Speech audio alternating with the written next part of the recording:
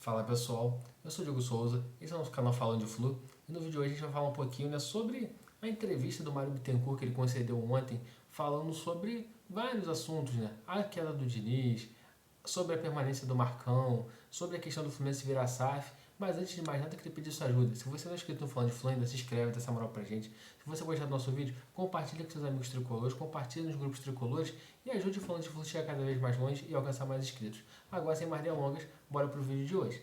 Então vamos começar falando, um pouquinho. Ontem o Mário Bittencourt convocou uma entrevista coletiva. A entrevista foi 11h30 da manhã. Ele falou por várias horas, acho que foi 2 horas quase que ele concedeu entrevista coletiva, 2 horas e meia, e falou sobre vários temas. Mas claro, o tema que tinha maior relevância para ele falar foi a questão do Fernando Diniz. Por que ele demitiu o Fernando Diniz 1 mês e 3 dias após ter renovado o contrato do Fernando Diniz por mais um ano? E ele falou uma coisa, a entrevista do Mário eu achei muito coerente, em muitas coisas que ele falou, igual por exemplo, essa questão da demissão do Fernando Diniz. Ele acreditava que as coisas pudessem andar, viu que não ia andar, o momento do Fluminense era crítico, a torcida vem realmente pressionando bastante, então ele optou pela saída. E pela entrevista dele, ele optou pela saída e tudo que foi apurado pelos jornalistas que cobrem o Fluminense, a decisão foi dele, porque o Fred e o Paulo Jone ainda queriam a permanência do Fernando Diniz, por acreditar que ele poderia fazer esse time voltar a jogar bem, principalmente quando chegar em julho, que vai ter o retorno do Thiago, vai ter a volta do Thiago Silva, vai ter o retorno do André, vai ter o retorno do John Arias, ele teria os seus jogadores ali com uma melhor potencial qualidade técnica para poder atuar. Um outro ponto também que foi abordado na reunião foi sobre a questão de quem vai ser o novo treinador do Fluminense. E o Mário também, ao meu ver, teve uma coerência em falar que a tendência é que o Marcão fique até o final do ano. Por que é a tendência? Ele até trouxe números lá, 2019 o Marcão assumiu, foi bem. 2020 o Marcão assumiu, foi bem. 2021 o Marcão assumiu, foi bem. 2022 ele teve ali um outro joguinho ali nessa transição, Abel Braga, Fernando Diniz. 2023 ele não trabalhou, se não me engano. 2024, início do ano, ele foi com o Marcão enquanto o time estava de férias. E sempre ele conseguiu dar conta do recado. Ele tem um aproveitamento de 53% quando comanda o Fluminense. Então eles vão apostar nisso. Quais são os desafios que eu acho que o Marcão tem? Em nenhum momento ele pegou o time tão afundado na zona de rebaixamento. Ele chegou a pegar o time na zona de rebaixamento em 2019, mas não estava com uma situação tão crítica igual está no momento. Claro, a gente espera que o Marcão vai conseguir dar conta do recado, as vitórias vão começar a vir e tal. Até essa ontem, tô no grupo de WhatsApp, chegou uma possível escalação que o Marcão utilizou no treino. Só que eu não vou falar aqui porque eu não sei se isso realmente procede, para não ficar iludindo o torcedor e trazendo aqui troços que talvez não sejam reais. Mas provavelmente hoje a gente vai saber qual que vai ser a cara que o Marcão vai dar para esse time, porque hoje tem o treino pré-jogo do Fluminense contra o Vitória e a gente vai falar muito sobre isso também no nosso pré-jogo da live da noite. Então, eu acho que o Marcão vai dar conta do recado e eu fiquei com uma sensação, assim, por tudo que o Mário falou da saída do Diniz, como que saiu e tal, que pode ser um até breve. Talvez o Marcão entra, abaixa a poeira um pouquinho, daqui a pouco o Diniz volta. Não sei, pode ser impressão minha, sensação minha, mas eu não duvido se isso acontecer futuramente.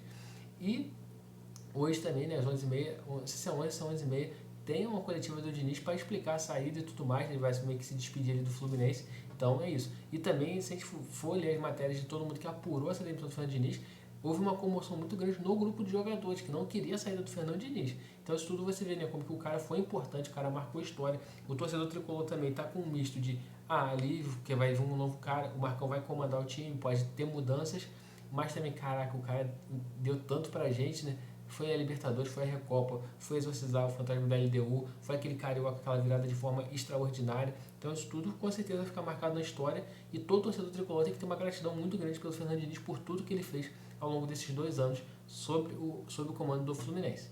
E também uma das coisas que o Mário falou que foi interessante sobre a questão de venda de jogadores. Em determinado momento da coletiva, ele falou assim, vocês vão me perguntar sobre isso, eu quero já falar antes.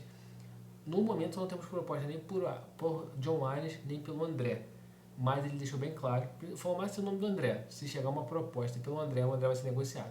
Isso era algo também que chovendo molhado, todo mundo já sabia, mas ele deixou cada vez mais claro, A proposta é que chegar pelo André, o André vai embora do Fluminense. E eu tenho a sensação que o John Arias também deve ir embora do Fluminense. E sensação, tá? Não é nada que foi falado e tal. E eu acho que mais um outro jogador ainda pode deixar o Fluminense também, porque o Fluminense vai precisar fazer dinheiro para fechar as contas. Primeiro que o Fluminense não eu acho difícil bater em quinto lugar no Brasileiro, que era uma das metas estabelecidas. O Fluminense tem uma meta de chegar sempre na Libertadores. A gente não sabe como que vai ser essa mudança, essa transição, mas é complicado. Apenas 2 vezes na história o Fluminense chegou na semifinal da Libertadores, 2008 e 2023. Tem que chegar às quartas na Copa do Brasil, que eu acho que é a meta mais próxima de ser batida, porque você, dependendo de quem você pegar no sorteio, você já avança e chega às quartas de final da Copa do Brasil. mas são metas altas que o Fluminense traçou, tem um elenco caro, tem um padrão de vendas, um patamar de vendas alto para bater, então vai ter que se desdobrar para fazer dinheiro aí, para conseguir fechar as contas. Eu acho muito, até assim, acho difícil conseguir fechar essas contas desse ano, mas vamos ver como que vai ser. E para estar fechando também, uma das coisas que ele falou que eu acho que é interessante, promoção de ingressos para o jogo contra o Inter na próxima quinta-feira. A gente joga contra o Vitória nessa quinta-feira, na outra quinta a gente tem um jogo contra o Inter no Maracanã. Vai ter promoção de ingressos, a tendência é lotar o estádio, e a gente precisa também dar força para o Marcão, né? O Marcão consiga fazer um bom trabalho e impulsionar esse time do Fluminense a vitórias. Então, pessoal, esse é o vídeo de hoje. Mais tarde também a gente vai ter um vídeo falando também sobre o Marcão, sobre como que vai ser esse processo de adaptação, mudança, essa transição. Então, eu vou pedir para você, se não é inscrito no canal, se inscreve, compartilha nosso vídeo com seus amigos tricolores, compartilha nos grupos tricolores e nos ajuda a cada vez chegar mais longe e alcançar mais inscritos, pessoal. Saudações tricolores e até a próxima.